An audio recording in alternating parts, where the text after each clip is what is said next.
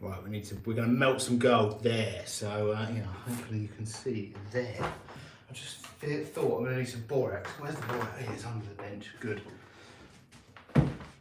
Okay guys, welcome back to Roberts Co. Welcome back to London. We're going to melt some gold and turn it into a gold ingot. I need some 9 carat gold. What I ultimately need, I've run low.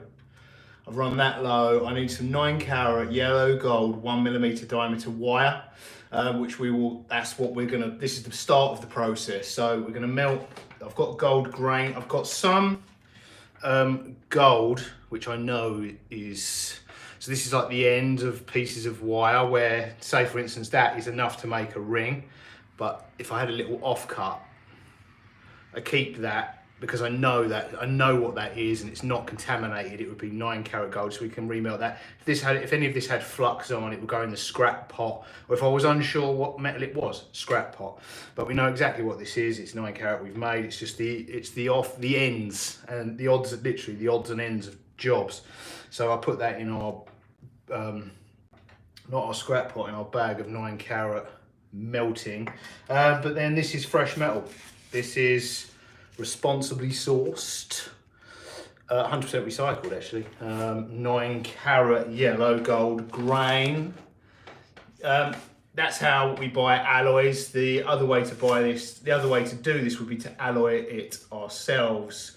So it would be a minimum of 37.5% fine gold. We could get this is about 10 grams, it's just over 10 grams. We would need at least 37.5% fine gold. So get some 1 gram bars of pure gold, 99999, and some silver and some copper, and you can mix it up yourself. And at some point I will do that. I especially want to do that for not necessarily the yellow gold. First thing, I want to be able to make our own colours of both red and rose. So have a very coppery red gold and a slightly, well, as the name suggests, slightly less coppery rose. So we go from yellow, rose, and then ultimately red, which is almost copper for some jobs. But that's time and money down the road. It's more the time thing. Experimenting with gold is expensive. So yeah, like I said, responsibly sourced, which in this case means 100% recycled. My bullion dealer that I got this from actually was, they got in, they didn't get in trouble, they just made themselves look stupid is what they did. And it kind of made the whole trade sort of,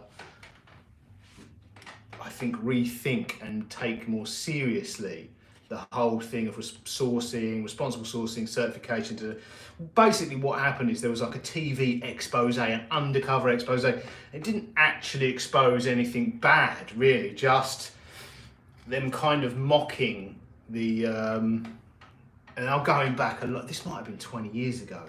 It was at the sort of the start of the interest in responsibly sourced, because back then people still don't ask that often, but generally speaking, people didn't care.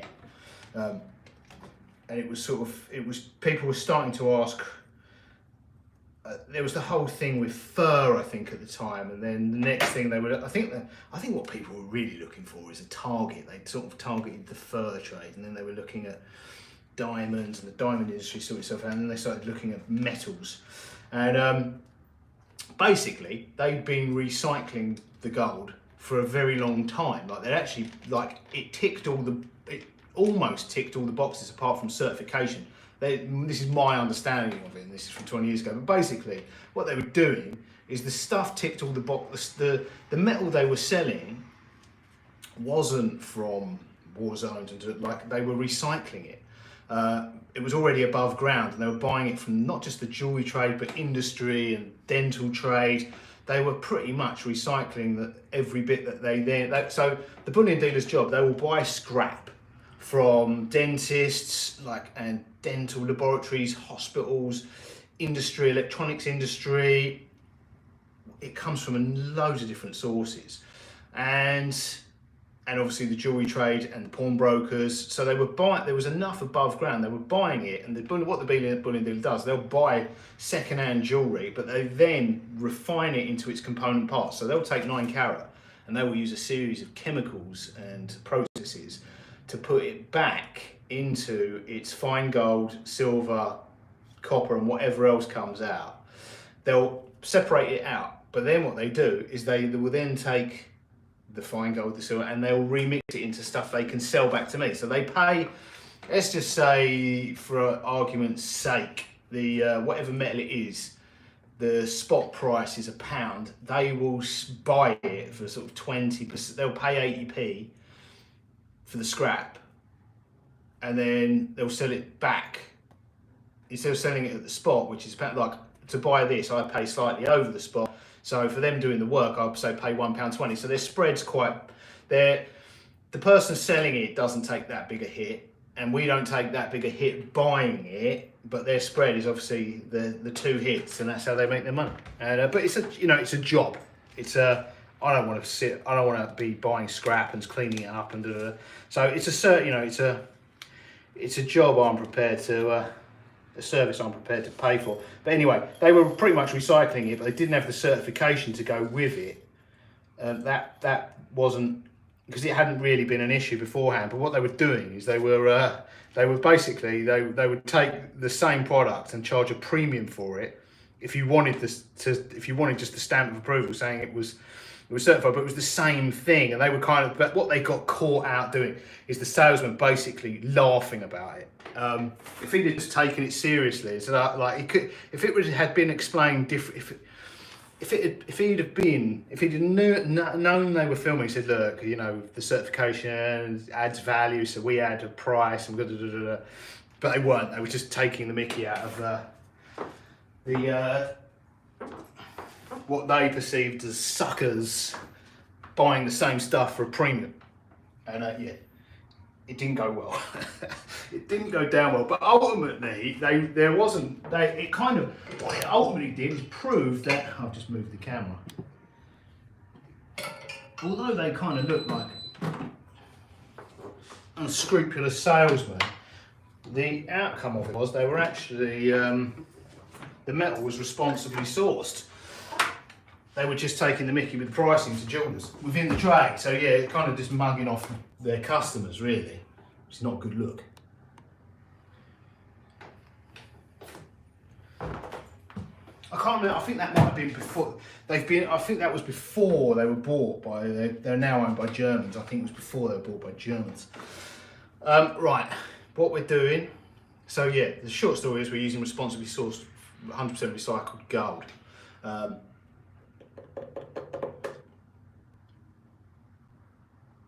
What are we going to do? We're going to add some borax.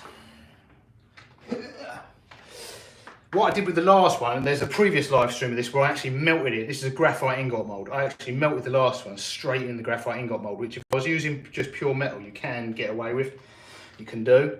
Turned out fine. But because there's a little bit of old metal in there, which is oxidised, there's quite a bit of flux already in that crucible. But we're going to put a little generous sprinkle of flux. Just that's what that glazing look is on there. So that will just, it helps, it absorbs some of the well, some of that helps absorb the oxides, cleans up the metal a little bit, a touch. It really just cleans off the oxides. It wouldn't remove impurities as such. So we'll get the ingot mould up to, these graphite ingot moulds are great. If this was a steel mould, even what I really do need is a steel ingot mould that size, or cast iron ingot mould that size. All the cast iron ones, they're massive. Even like I've got the steel one, the expensive one from Holland. Even that's massive. Like, yeah, it's like, but it's so much like the metal. Steel takes a lot more energy to heat up than these graphite moulds, and they're not. I don't know what this Chinese graphite. Whatever they are, a mix of clay and graphite. Yeah, these take a lot less energy than the comparable size steel, but it would be helpful if there were steel ingot moulds that size, or even look, that size, perfect. They're always massive. At some point, I've got a milling machine. At some point, you know, it's on the list. No, again, it's like on my list of things to do, like making my own red and rose coloured alloys, making my own ingot mold. Shouldn't have to make my own tools. For a trade that's been going 5,000 years or whatever. Someone should be doing it for me. Right, what I'm going to do, we'll fire all this up, get it up to liquid, pour it in. I've got some glasses here. These are I've had people comment before that these are not welding glasses. They are. I'm not saying you could TIG weld or MIG weld or whatever with them, but they are actually, whatever that is, proper. You can look them up. UVEX, IVO, so whatever that is, grade 5. This isn't health and safety advice, but you know, I think they're better than nothing, and they're not just. They are. I think what they're actually designed for is if you're not the one doing the welding, like if you're observing welding. But this isn't. Again, this is a not TIG welding or MIG welding. But the issue with these is, with the lights off, it's quite hard to see exactly where you're pouring. So what I'll generally do is melt the metal, heat this up. With the light on, you can't really see the glow of the mold or the metal. So what I'll tend to do is have the light off while I'm heating everything up. Then once everything's up to temperature and ready to pour, I'll turn the light back on so I can actually see, because that's only 5mm wide. So see where I'm pouring. What I've noticed a lot of people do as well, I'm going to be honest, I haven't experimented with pouring that way. I see a lot of people pouring that way. It looks quite a tricky pour. Like, I'm guessing maybe if you pour, yeah, it just, like, even if you're dragging it along, like, I don't know, like, there must be a reason why people do that. But for me, that just makes it, I always pour like that. And then if I need to pour it, move it like that. But yeah, if someone has a reason why it's beneficial to pour like that, try and pour like that, which just looks, well, it looks like an accident waiting to happen, and like you're making the job real difficult. But yeah, if you could let me know why doing it that way is beneficial, because it certainly doesn't look easier, but I see most people doing it that way. Yeah, let me know, comments below. Right, let's fire this up. Right, I've got an oxygen generator, I need to plug it in. I don't have bottled oxygen because it's expensive and dangerous to store. Well, you know, it's not dangerous, it's riskier than having oxygen on demand. So I've got this like hospital grade generator, which for this little, it might not work for bigger torches, but for this Smith's little torch, it works good. Great investment. Well, it was about 600 quid, but you have to take out, here in the UK, oxygen's quite a tricky thing, bottled oxygen. You have to get a licence and pay annual rent, and if you're not using, it would last, one bottle would last a long time. So I think in the long term, the oxygen generator is going to be as long as it doesn't break, it'll be a valuable investment.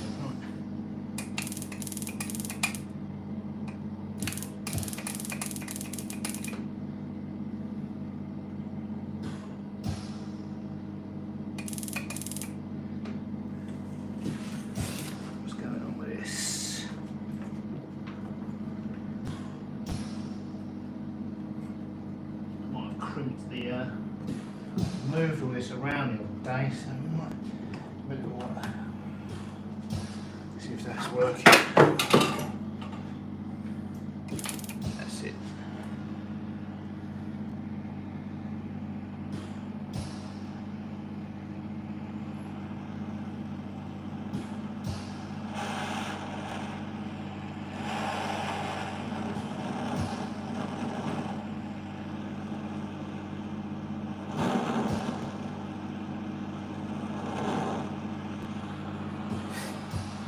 Just get a little bit of soot. If you just put a just a gas flame on there, you can soot it up, which in theory helps with release. Although the graphiting, certainly if you're using a steel mould, that's very helpful. If you just use the propane on its own, you can really get a nice layer of soot, well, carbon. Over a long period of time, if you're using these torches as well, that layer of soot, if you've got a white ceiling above you, you actually end up with that soot layer on the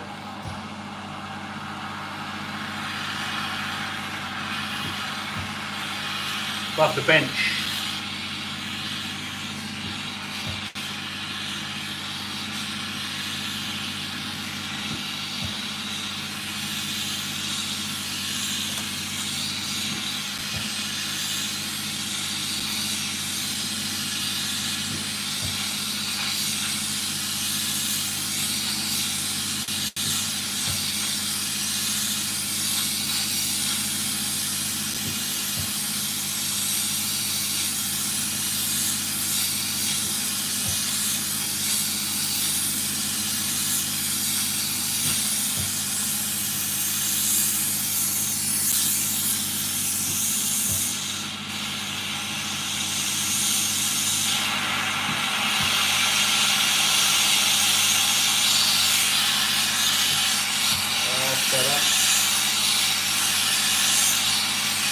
So look, you can see that mould is now already red hot. There's no way a steel or cast iron ingot mould will be up to that temperature that quickly.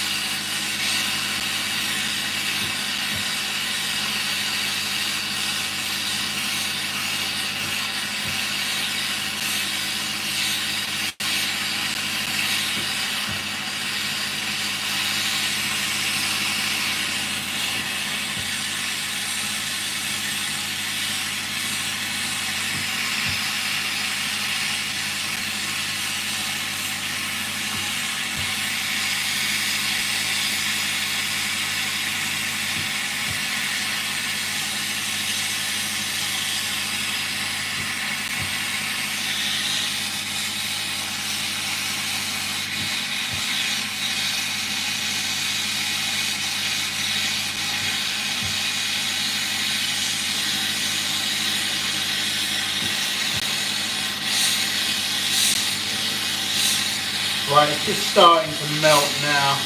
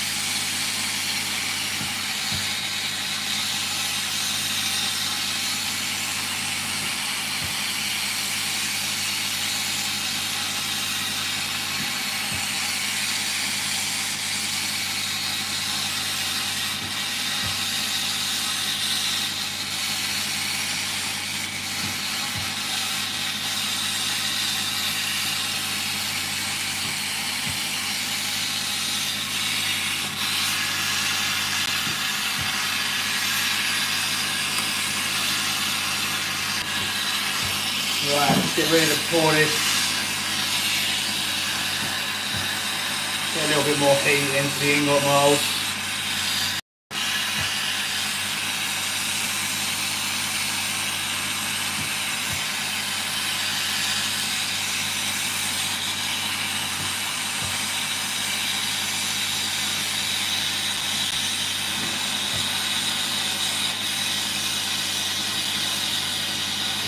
There's a load of flux near the lip of this crucible though.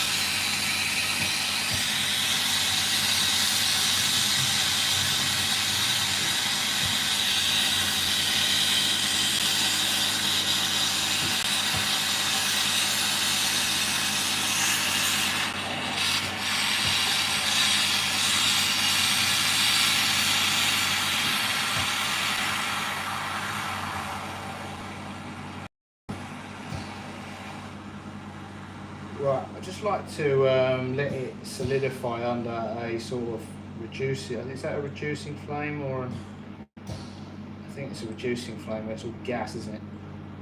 Well, that's oxygen. Or is it an oxidizing flame?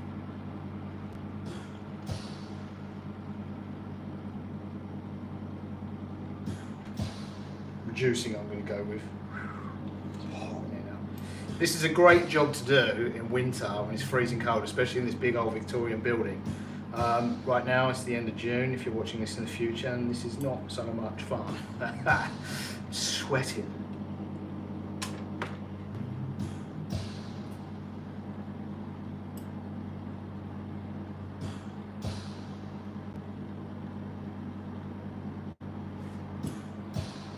That went remarkably well for a first pour. Well, let's not speak too soon. I think the key with this actually, I mean, I've done quite a lot of these. I've done quite a lot of these live. I've done quite a lot of them in my time.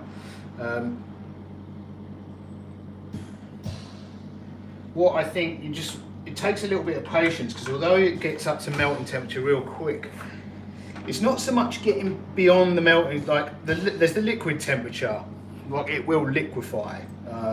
At a temperature where it's not really, but then you still need to keep going. There's liquid and then there's pourable. Because what will quite often happen is you might end up with one large, when you pour, especially if you don't do it confidently, you can end up with one large and then a little bobble coming out behind. But what I've found also helps overcome that is it's not so just much you'll get that metal up to temperature, melted liquid temperature quite quickly. But what I find really helps is getting certainly this lip area, the mouth, you know, the area around where you're about to pour, getting the crucible itself really red hot. And that takes, getting the crucible red hot takes longer than getting the metal within it red hot. Like just getting everything super heated, including the ingot mold, having everything probably not the metal hotter than it should be, but everything else hotter than you'd think it would need to be. Just having everything else seems to just let everything flow well. Just see if that'll come out easy.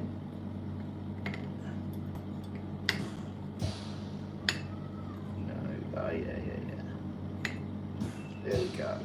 Right, what I do with these, I don't quench them first of all.